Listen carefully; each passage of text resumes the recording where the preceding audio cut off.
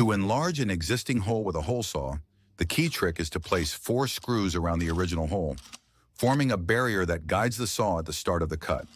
These screws act as supports, preventing the saw from slipping or wandering until it bites into the material. This simple method ensures precise alignment and saves time without damaging the piece or requiring special tools. A practical, inexpensive, and effective solution for adjustments in wood or panels.